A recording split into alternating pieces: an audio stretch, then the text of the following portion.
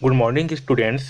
इस वीडियो में हम अगर कोई रेखाखंड दिया गया है ओके और उसे जो है किसी निश्चित अनुपात में बांटने के लिए बोला जाएगा।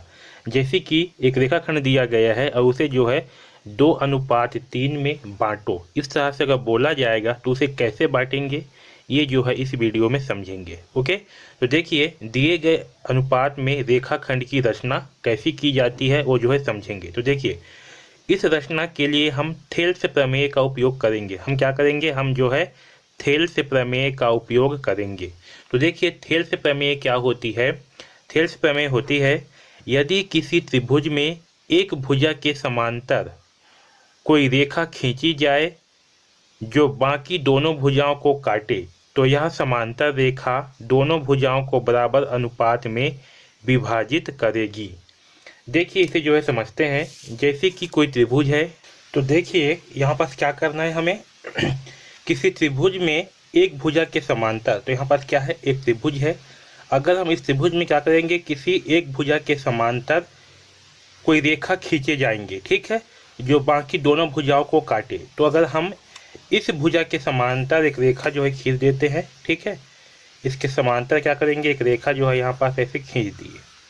ओके, तो अगर हम इस भुजा के समांतर कोई रेखा खींचते हैं, जैसे कि इस त्रिभुज का नाम है ए बी और सी, तो हमने क्या किया, बी सी के समांतर जो है पी क्यू रेखा जो है खींच दिया। क्या किया, पी क्यू रेखा जो है खींच दिया। ओके, तो क्या होगा, तो यह समांतर रेखा दोनों भुजाओं को बराबर अनुपात में विभाजित करेगी। तो ये जो समांतर रेखा है ये जो है इन दोनों भुजा को, ये भुजा और ये भुजा, इन दोनों भुजाओं को क्या करेगी, समांतर अनुपात में विभाजित करेगी।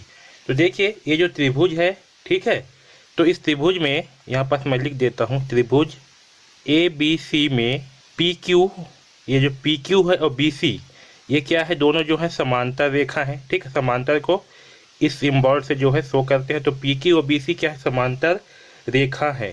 तो थेल्स प्रमेय से क्या होगा, तो यहाँ पर जो है आपका थेल्स प्रमेय से यहाँ पर होगा, क्या होगा, ये जो ए पी है आपका, ए पी बटे ए बी, ओके, अगर हम ए पी बटे ए बी करते हैं तो ये जो है क्या होगा, बराबर होगा ए क्यू बटे ए सी के। ठीक, यहाँ पर समझ में आया। तो देखिए यहाँ पर जब इसे हम क्या किए, एक रेखा खींच दिए पी क्यू, तो ये जो ए पी है, ठीक है, इस ए पी के बराबर क्या होगा आपका, ये ए क्यू भी होगा। आया समझ में, इस ए पी के बराबर क्या होगा, ये ए क्यू भी होगा। ठीक है, यही जो है आपका थेल्स प्रमेय है। ठीक, अब समझिए यहाँ पास ये जो आकृति है, ठीक है, इसमें हम मान करके चलते हैं, क्या मानते हैं कि जो ए पी है, ठीक, ये जो ए पी है, ठीक, इस ए पी का मान है 1/3 ए बी, यानी कि ये जो ए पी है इस ए बी का कितना है, ये आपका ए बी है, इस ए बी का 1/3 गुना है।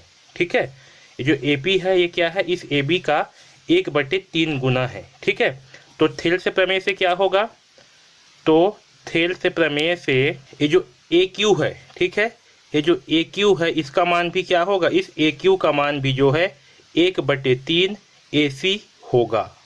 ठीक, आया समझ में। तो अगर हमें केवल इस ए पी का मान दिया हुआ है, इसका मान हमने क्या माना, 1/3 ए बी के बराबर माना, तो इस ए क्यू का मान भी क्या होगा, इस ए क्यू का मान भी 1/3 ए सी होगा। यही जो है थेल्स प्रमेय है। ठीक है, तो याद रखना, यदि किसी त्रिभुज में एक भुजा के समांतर कोई रेखा खींची जाए जो बाकी दोनों भुजाओं को काटे तो यह समांतर रेखा दोनों भुजाओं को बराबर अनुपात में विभाजित करेगी। क्या करेगी, बराबर अनुपात में विभाजित करेगी। इसे याद रखना, ये बहुत ही इम्पोर्टेंट प्रमेय है क्योंकि इसी से संबंधित आगे जो है प्रश्न आपसे बनेंगे। ओके, तो इस वीडियो में बस इतना ही। धन्यवाद।